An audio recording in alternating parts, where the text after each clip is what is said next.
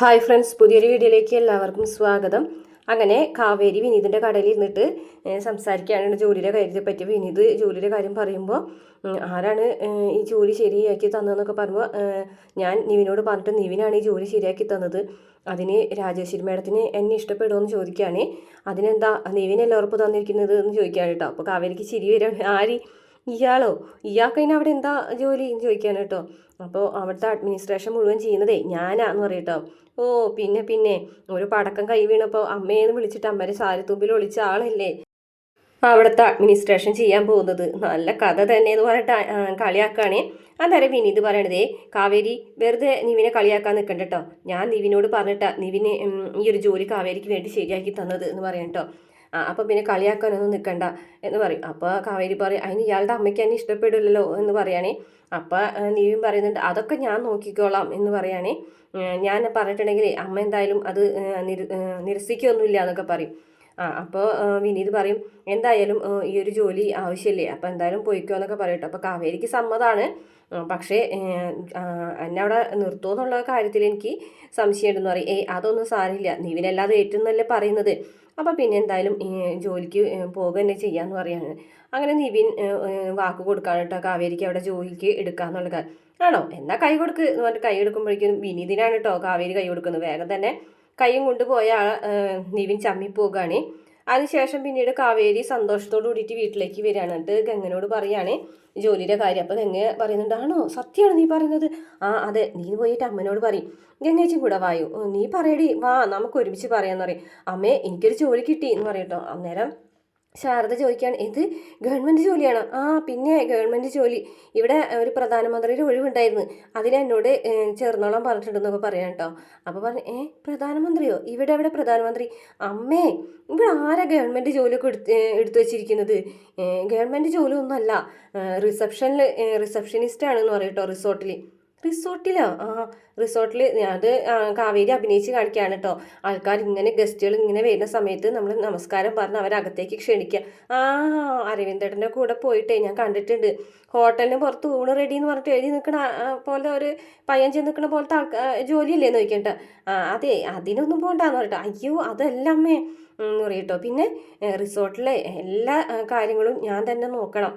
അതായത് ഓഫീസിൻ്റെ ജോലി, കിച്ചണിലെ കാര്യങ്ങൾ, അങ്ങനെയുള്ളതൊക്കെ ചെയ്യണം എന്ന് പറഞ്ഞിട്ടോ. ശരിക്കും പറഞ്ഞാൽ ഒരു അടുക്കള ജോലി പോലെയല്ലേ നോക്കി ചോദിക്കാൻ കേട്ടോ. എൻ്റെ അമ്മേ, അതൊന്നും അല്ല എന്ന് പറയാൻ കേട്ടോ. അമ്മയ്ക്ക് മനസ്സിലാവുന്നില്ല റിസപ്ഷനിസ്റ്റ് എന്ന് പറഞ്ഞു കഴിഞ്ഞാൽ. അതേയൊന്നും നീ പോകാൻ നിൽക്കണ്ടെന്ന് പറയാം. ആണോ? അങ്ങനെയാണെങ്കിൽ അമ്മ ഒരു കാര്യം ചെയ്യും, ഇവിടെ നിലവറയിലെ ഒളിപ്പിച്ച് വെച്ചിട്ടുള്ള രത്നങ്ങളിൽ നിന്ന് 2 രത്നം എടുത്ത് തായോ, എന്നിട്ട് അത് വിറ്റിട്ട് നമുക്ക് കഞ്ഞി കുടിക്കാം. എന്താ, മതിയോ എന്ന് ചോദിക്കേണ്ടത്? പരിഹസിക്കല്ലേ എന്ന് പറഞ്ഞിട്ട് ശാരദ വഴക്ക് പറയുകയാണേ. അപ്പോൾ ഗംഗ പറയാം, അമ്മേ, അവൾക്കൊരു ജോലി ആവശ്യമല്ലേ എന്ന് ചോദിക്കാൻ കേട്ടോ. അപ്പോൾ കാവേരി പറയാം, എന്നാൽ പിന്നെ ഞാൻ പുറത്ത് പോയിട്ട് ജോലി അന്വേഷിക്കട്ടെ എന്ന് ചോദിക്കും കേട്ടോ. അപ്പോൾ അത് ശാരദയ്ക്ക് ഇഷ്ടമല്ല. എന്നാൽ പിന്നെ ഇവിടെ ഇങ്ങനെയൊക്കെ ഉള്ളൂ ഗംഗ പറയുന്നുണ്ട്. അപ്പോൾ അമ്മ, ഇവിടെയൊക്കെ റിസോർട്ടുകളൊക്കെ ഉള്ളതല്ലേ, ഈ ഭാഗത്തൊക്കെ റിസോർട്ടുകളല്ലേ കൂടുതലുള്ളത്. അപ്പോൾ പിന്നെ അവിടെയൊക്കെയല്ലേ നമുക്ക് ജോലി കിട്ടുള്ളൂ. ഞാനിപ്പോൾ ആൾക്കാരെ തുണിയല്ലേ തയ്ച്ചു കൊടുക്കുന്നത്, അതുകൊണ്ടല്ലേ നമ്മൾ ജീവിക്കുന്നത്. അതിന് എനിക്കൊരു മോശക്കേടും തോന്നുന്നില്ലല്ലോ അമ്മയെന്ന് ചോദിക്കാൻ കേട്ടോ. അപ്പോൾ ശാരദ പറയാണ് കേട്ടോ, അങ്ങനെയാണെങ്കിലേ എനിക്കൊരാളോട് സമ്മതം ചോദിക്കണം. ആരോട്? എനിക്ക് ജയബാലേട്ടനോട് ചോദിക്കണം. ഇവിടെ ഒരു ഈച്ചനങ്ങുന്നുണ്ടെങ്കിലേ അത് ജയബാലേട്ടൻ അറിഞ്ഞിട്ട് മതി എന്ന് പറയും. എന്ന് പറഞ്ഞിട്ട് കാവേരിക്ക് ദേഷ്യം വരാണ് കേട്ടോ. നീ ആ ഫോൺ ഇങ്ങോട്ട് കൊണ്ടുപോയോ, ഞാനൊന്ന് വിളിച്ചു നോക്കട്ടെ എന്ന് പറഞ്ഞിട്ട് ജയപാലിൻ്റെ ഫോണിലേക്ക് വിളിക്കുകയാണ് കേട്ടോ. അന്നേരം ജയപാലിൻ്റെ ഭാര്യ പ്രവീണയാണ് ഫോൺ എടുക്കുന്നത്. അപ്പോൾ പറയുന്നുണ്ട്, പ്രവീണിനോട് ശാരദ പറയുന്നുണ്ട് കേട്ടോ, ഇങ്ങനെ കാവേരിക്ക് ഒരു ജോലി ശരിയായിട്ടുണ്ട്, രാജേശ്വരി റിസോർട്ടിലാണ്. അപ്പോൾ അതുകൊണ്ട് ജയബാലനോടും കൂടെ ഒന്ന് ആലോചിച്ചിട്ട് ചെയ്യാമെന്ന് വിചാരിച്ചിട്ടാണെന്ന് പറയും കേട്ടോ. അപ്പോഴേക്കും ജയബാലൻ വരും കേട്ടോ. ജയബാലൻ ഫോൺ മേടിച്ചിട്ട് ഇങ്ങനെ കാര്യങ്ങൾ പറയുമ്പോൾ, അതിനെന്താ, ഒരു ജോലി എന്തായാലും കാവേരിക്ക് ആവശ്യമല്ലേ, ഞാൻ വേണമെങ്കിൽ രാജിയെ വിളിച്ച് കാര്യം പറഞ്ഞോളാം എന്നൊക്കെ പറയാണ് കേട്ടോ. അതിനുശേഷം കട്ട് ചെയ്തിട്ട് പറയണ്ടേ, നീ എന്തിനാ ഫോൺ എടുത്തത്? അത് ശാരദയല്ലേ വിളിച്ചത്, ശാരദ വിളിച്ചാൽ എന്താ ഫോൺ എടുക്കുന്നത്? ഇനി തള്ളേ മക്കളും ചാവാൻ പോണെന്ന് പറഞ്ഞാലും ഫോൺ വിളിച്ചിട്ടുണ്ടെങ്കിൽ എടുത്തിട്ടുണ്ടെങ്കിൽ എന്നും പറഞ്ഞിട്ട് പ്രവീണനെ ജയബാലൻ വഴക്ക് പറയുകയാണ്. അന്നേരം ശേഷം എന്ത് പറഞ്ഞ് കാവേരി ചോദിക്കുമ്പോൾ ജയബാലേട്ടൻ പോയിക്കൊള്ളാൻ പറഞ്ഞെന്ന് പറയും കേട്ടോ. എന്നിട്ട് എന്നാൽ പൊക്കോ, നീയും രാജേശ്വരിയും തമ്മിൽ ചേരുമെന്ന് നോക്കുന്നൊക്കെ പറയുന്നുണ്ട്. അപ്പോൾ കാവേരി പറയാണ് ഇതൊട്ടും ശരിയായില്ല ചേച്ചി എന്ന് പറയും. നീ എന്തിനാണ് ഇങ്ങനെയൊക്കെ ചിന്തിക്കുന്നത്? എന്തായാലും അമ്മ സമ്മതിച്ചല്ലോ. അമ്മയല്ലല്ലോ സമ്മതിച്ചത്, ജയപാലനങ്ങളല്ലേ. അയാൾ എത്ര നമ്മുടെ ജീവിതത്തിൽ നിന്ന് തുടച്ചു മാറ്റിയിട്ടും അയാളെ മാറ്റാൻ നമുക്ക് കഴിയുന്നില്ലല്ലോ ചേച്ചി എന്ന് പറയും. എന്തായാലും ജോലിക്ക് പോയിക്കോ നീ എന്നൊക്കെ പറഞ്ഞിട്ട് ഗംഗ ആശ്വസിപ്പിക്കുന്നുണ്ടേ. അതിനുശേഷം പിന്നീട് കാണിക്കുന്നത് സുമി ചെയ്തു വെച്ച കണക്കുകളൊക്കെ തെറ്റിയിട്ട് രാജേശ്വരി ആസിഫിനെ വഴക്ക് പറയാണ് കേട്ടോ. അപ്പോഴേക്കും നിവിൻ വരുമ്പോൾ നിവിനോട് ചോദിക്കേട്ടാ, നീയല്ലേ ഒരു റിസപ്ഷനിസ്റ്റിനെ കൊണ്ടുവരാമെന്ന് പറഞ്ഞിട്ട് പോയത്, എന്നിട്ട് ശരിയായോ എന്ന് ചോദിക്കും. ശരിയായിട്ടുണ്ട്, ഉണ്ടോ എന്ന് ചോദിക്കും. ഉണ്ടമ്മേ എന്ന് പറയട്ടോ. അപ്പോൾ എന്നാൽ പിന്നെ വേഗം തന്നെ ആയിക്കോട്ടെ, ഇനിയിപ്പോൾ സുമി വന്നില്ലെങ്കിലും കുഴപ്പമില്ലാന്ന് പറയും. പക്ഷെ ഒരു കാര്യം ഉണ്ട് അമ്മയെന്ന് ചോദിക്കും കേട്ടോ. എന്താ, ഒരു പ്രശ്നമുണ്ട് എന്ന് പറയും. എന്താ പ്രശ്നം? കുഴപ്പമില്ല, ആള് കുഴപ്പമില്ല, 10ാം ക്ലാസ് പാസ്സായാലും മതി എന്ന് പറയട്ടോ. ഡിഗ്രിയൊക്കെ കഴിഞ്ഞതാണ്, കാണാനും കൊള്ളാം. പക്ഷേ പിന്നെന്താ, അതല്ല, അത് വിനീതില്ലേ, വിനീതിൻ്റെ അമ്മാവൻ്റെ മകളാണ് നോക്കി. ഏത് മകള്? കാവേരി. ഏത്? ഓണത്തിന് ഇവിടെ വന്നിങ്ങാട്ട് ബഹളം ഉണ്ടാക്കിയ പെണ്ണോ? നിന്റെ കയ്യിൽ പടക്കം എറിഞ്ഞ് പൊട്ടിച്ച് എൻ്റെ കയ്യിൽ സാമ്പാർ കഴിച്ചോളാം. അവളെയാണോ നീ ഇവിടുത്തെ റിസപ്ഷനിസ്റ്റ് ആക്കാൻ പോകുന്നത്? ഇവിടുത്തെ റിസപ്ഷനിസ്റ്റായിട്ടേ ഞാനിരുന്നാലും ശരി, അവളെ ഞാൻ ഇതിലേക്ക് കടത്തൂല എന്ന് പറയട്ടോ. അമ്മ ഒരു ദിവസം മുഴുവൻ ഇവിടെ ഇരുന്നിട്ട് അമ്മയുടെ കാലുമ്പോൾ നീര് വീഴും. നീ ജനിക്കുന്നേക്കാൾ മുമ്പ് ഈ മണ്ണിൽ വീണവളാ, ഈ മണ്ണിൽ കാല് വെച്ച് വളർന്നവളാണ്. എൻ്റെ കാലുമ്പോഴത്തെ നീര് പറ്റിക്കാനായിട്ട് എൻ്റെ മോൻ വെള്ളം ചൂടാക്കണ്ട കേട്ടോ എന്ന് പറഞ്ഞായിട്ട് രാജേശ്വരി അവിടെ നിന്ന് പോകുകയാണേ. ആസിഫാണെന്നുണ്ടെങ്കിൽ ഇടയ്ക്കിടയ്ക്ക് ഇങ്ങനെ എരി കയറ്റി കൊടുക്കുന്നുണ്ടായിട്ടോ രാജേശ്വരിനെ. അന്നത്തെ വിപ്ലവം കേട്ടപ്പോൾ ഞാൻ വിചാരിച്ച മേഡത്തിനെ അപ്പുണ്ട് തല്ലുന്നു, അങ്ങനെയൊക്കെ ഇടയ്ക്ക് പറയുന്നുണ്ടായിനെ. അന്നേരം ആസിഫിനോട് ദേഷ്യത്തോട് കൂടിയിട്ട് വിനീത് പറഞ്ഞു, നീ എന്താ ഇടയ്ക്കിട്ട് പാറ് പണിയാൻ നിൽക്കുന്നതെന്ന് പറയും കേട്ടോ. അതെ, മേഡവും അവളും തമ്മിൽ തീരെ ചേരില്ല, അതൊക്കെ എൻ്റെ നെഞ്ചത്തോട്ടായിരിക്കും പിന്നെ കയറാൻ പോകുന്നത് എന്ന് പറയുകയാണേ. അതിന് ശേഷം നിവിൻ വേഗം തന്നെ ജയപാലിൻ്റെ ഭാര്യ പ്രവീണനെ വിളിച്ചിട്ട് കാര്യങ്ങളൊക്കെ പറയുകയാണേ. അപ്പോൾ അമ്മയ്ക്ക് എന്തായാലും കാവേരിനെ ഇവിടെ ജോലിക്ക് എടുക്കാൻ താല്പര്യമില്ല. പക്ഷേ അവർക്കൊരു ജോലി ഇപ്പോൾ അത്യാവശ്യമല്ലേ. ഇപ്പം അങ്കിള് പറഞ്ഞില്ലെങ്കിലും ആൻറ്റി പറഞ്ഞാൽ ചിലപ്പോൾ അമ്മ കേൾക്കുമായിരിക്കും എന്ന് പറയാണ് കേട്ടോ. ഞാൻ പറഞ്ഞാൽ ശരിയാവുമോ മോനെ എന്ന് ചോദിക്കുകയാണ് കേട്ടോ. അപ്പോൾ ആൻറ്റി പറഞ്ഞാൽ കേൾക്കും, അമ്മനോടൊന്ന് കാവേരിക്ക് വേണ്ടിയിട്ട് സംസാരിച്ച് നോക്കാൻ പറയും. അവിടേക്ക് രാജേശ്വരി വരികയാണ് കേട്ടോ. കുറച്ച് ഗസ്റ്റുകളൊക്കെ വരുന്നുണ്ട്. അതിൻ്റെ കാര്യങ്ങളൊക്കെ പറഞ്ഞ് ആസിഫിനോട് പറഞ്ഞ് മനസ്സിലാക്കിക്കുകയാണേ. അപ്പോഴേക്കും രാജി ഉണ്ട് അവിടെ എന്ന് ചോദിക്കുകയാണ് കേട്ടോ പ്രവീണ. ഉണ്ട് ആൻറ്റി. എന്നാ കൊടുക്കുമെന്ന് പറഞ്ഞിട്ട് ഫോൺ ഇപ്പോൾ വേഗം തന്നെ രാജേശ്വരിയുടെ കയ്യിൽ കൊണ്ടു കൊടുക്കുകയാണ് നിവിൻ. രാജി എന്ന് പറഞ്ഞിട്ട് എന്തേ പ്രവീണേന്ന് ചോദിക്കുമ്പോൾ പറയും, അതല്ല, കാവേരിക്ക് അവിടെ ഒരു ജോലി ശരിയാക്കിയിട്ടുണ്ടെന്ന് നിവിൻ പറഞ്ഞു. പക്ഷേ രാജേശ്വരിക്ക് അതിന് സമ്മതമല്ല എന്ന് പറയുന്നുണ്ടല്ലോ എന്ന് പറയട്ടോ. ആ പെണ്ണെ ഇത്തിരി അഹങ്കാരം കൂടുതലാണെന്ന് പറയട്ടോ. അപ്പോൾ അതെ, അരവിന്ദേട്ടൻ ജീവിച്ചിരുന്ന സമയത്ത് രാജകുമാരിമാരെ പോലെ ഇരുന്നിരുന്ന ജയിച്ച പെൺകുട്ടികളാണ്. 4 പെൺകുട്ടികളില്ലേ, ഇപ്പം അവരുടെ അവസ്ഥ കഷ്ടമാണ്. ജയപാലേട്ടനെ കൊണ്ട് പറ്റാവുന്ന രീതിയിൽ സഹായിക്കുന്നുണ്ട്.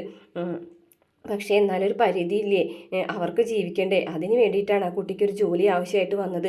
എന്തായാലും നമ്മളൊക്കെ അല്ലേ സഹായിക്കാനുള്ളൂ. രാജിയും ജയപാലേട്ടൻ തമ്മിൽ അത്ര നല്ല രസത്തിലല്ലോ, അതുകൊണ്ടാണ് ജയപാലേട്ടൻ വിളിക്കാത്തത്. അതുകൊണ്ട് ഞാൻ വിളിച്ചെന്ന് പറഞ്ഞിട്ടുണ്ടെങ്കിൽ ജയപാലേട്ടൻ എന്നെ കൊല്ലും. പക്ഷേ രാജി അവിടെ അവർക്ക് ആ പെൺകുട്ടിക്ക് ഒരു ജോലി കൊടുക്കണം. അവൾക്ക് ഇത്തിരി നാക്ക് കൂടുതലാണ്. അതെ, എപ്പോഴും വർത്തമാനം പറഞ്ഞുകൊണ്ടിരിക്കും. പക്ഷെ ഇപ്പം അതുമില്ല. ഇപ്പം ഏത് നേരം കരച്ചിലും ആലോചനയും തന്നെയാണ്.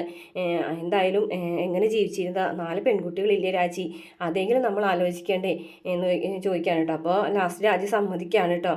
ശരി, വരാൻ പറയാം എന്ന് പറയട്ടോ. രാജിക്ക് 100 പുണ്യം കിട്ടുമെന്ന് പ്രവീണ പറയും. അങ്ങനെ ഫോൺ കൊടുത്തിട്ട് റെക്കമെൻഡേഷൻ അവൻ്റെ എന്ന് പറഞ്ഞിട്ട് രാജി അവിടെ നിന്ന് പോവുകയാണേ. അങ്ങനെ കാവേരിയോട് വരാൻ പറഞ്ഞ സന്തോഷത്തിലിരിക്കുകയാണ് കേട്ടോ നിവി. എന്നിട്ട് ആസിഫ് പറയുന്നുണ്ട്, പിന്നെ ഇത് രണ്ടും തമ്മിൽ ചേരുമൊന്നുമില്ല, ഇവിടെ ഇനി കോലാഹലങ്ങൾ നടക്കാൻ പോകുന്നേ ഉള്ളൂ എന്നൊക്കെ പറയുന്നുണ്ട്. അത് അത്രയേ ഉള്ളൂ ഇന്നത്തെ എപ്പിസോഡിൽ. നെക്സ്റ്റ് വീക്കിൽ കാണിക്കുന്നത് നമ്മുടെ കാവേരി റിസോർട്ടിലേക്ക് വരുന്നതും ജോലിക്ക് ജോയിൻ ചെയ്യുന്നതും ഒക്കെ ആയിട്ടുള്ള കാര്യങ്ങൾ, അതുപോലെ തന്നെ നിവിൻ വന്നിട്ട് കാവേരിനോട് സംസാരിക്കുന്നതൊക്കെ ആയിട്ടുള്ള കാര്യങ്ങൾ കാണിക്കുന്നുണ്ട് കേട്ടോ. കാവേരിനെ ഇപ്പോൾ ആർക്കും ഇഷ്ടപ്പെടാത്തതെന്നൊക്കെ ചോദിക്കുന്നുണ്ട്. പിന്നെ കാണിക്കുന്നത് കാവേരി വീട്ടിൽ വന്നിട്ട് ഒരു ഐഡിയ പറയുകയാണ് കേട്ടോ. നമ്മുടെ വീട്ടിൽ ഒഴിഞ്ഞെടുക്കുന്ന റൂമുകളൊക്കെ വൃത്തിയാക്കിയിട്ട് പുറത്തുനിന്ന് വരുന്ന ഗസ്റ്റുകളൊക്കെ താമസിക്കാനുള്ള ഒരു ചെറിയൊരു റിസോർട്ട് പോലെ ആക്കി മാറ്റാം എന്ന് പറയാണ് കേട്ടോ. അപ്പോൾ ഹോം സ്റ്റേ പോലെ ഒരു സെറ്റപ്പാണ്. അപ്പോൾ കാവേരി അത് പറയുമ്പോൾ എല്ലാവർക്കും അതിന് സമ്മതമാവും. അങ്ങനെ അതിൻ്റെ കാര്യങ്ങൾ നടത്താണ്. അതുപോലെ തന്നെ ആ ഒരു റിസോർട്ട് എന്നുള്ള രീതിയിൽ പേര് ഇടാണ് കേട്ടോ. മഹാനദി എന്നുള്ളൊരു പേരും കൂടി ഇടാണ് കേട്ടോ. അങ്ങനെ കാര്യങ്ങളൊക്കെ ഡെവലപ്പ് ചെയ്യുന്നതായിട്ടും അതുപോലെ ഗസ്റ്റുകൾ സ്വീകരിക്കുന്നതായിട്ടുള്ള ഭാഗങ്ങളൊക്കെ കാണിക്കുന്നുണ്ട്. ഇതൊക്കെ കണ്ടിട്ട് ജയപാലനാകെ അസൂയയും കുശുമ്പും ഒക്കെ വരുന്നുണ്ട്. പിന്നെ കാണിക്കുന്നത് നമ്മുടെ വിശാലിനെയാണ് കേട്ടോ. വിശാലും യമുനയും തമ്മിലുള്ള ബന്ധം ഗംഗ അറിയാണ്. ഗംഗ അറിയുമ്പോൾ ഗംഗ നമ്മുടെ യമുനയുടെ മുഖത്ത് ആഞ്ഞടിക്കുന്നതൊക്കെ ആയിട്ട് കാണിക്കുന്നുണ്ട്. പിന്നെ വിനീതിനെയും ഗംഗനെയാണ് കാണിക്കുന്നത്. വിനീതും ഗംഗയും തമ്മിൽ ഒരു പ്രണയം എന്നുള്ള രീതിയിലേക്കൊക്കെ വരുന്നുണ്ട് കേട്ടോ. അപ്പോൾ വിനീതിൻ്റെ ബൈക്കിൽ കയറിയിട്ട് ഗംഗ പോകുന്നതും വീട്ടിലേക്ക് വരുന്നതുമായിട്ടുള്ള ഭാഗങ്ങൾ. പിന്നെ കാണിക്കുന്നത് നമ്മുടെ രാജേശ്വരിയുടെ ഒരു ഗെറ്റപ്പിൽ കാവേരി വരികയാണ് കേട്ടോ. അതിൽ പട്ടുസാരിയും കുറേ ആഭരണങ്ങളൊക്കെ അണിഞ്ഞിട്ട് വരുന്നുണ്ട്. പക്ഷേ രാജേശ്വരി ആണെന്നുണ്ടെങ്കിൽ സാധാരണ ഒരു സാരിയൊക്കെ എടുത്തിട്ട് ആഭരണങ്ങളൊന്നും അണിയാതെ വരുന്നതായിട്ടുള്ള ഭാഗങ്ങളും കാണിക്കുന്നുണ്ട് കേട്ടോ. ഇത്രയാണ് പ്രമോ കാണിച്ചിട്ടുള്ള വീഡിയോ. ഇഷ്ടപ്പെട്ട ചാനൽ സബ്സ്ക്രൈബ് ചെയ്ത് സപ്പോർട്ട് ചെയ്യണേ.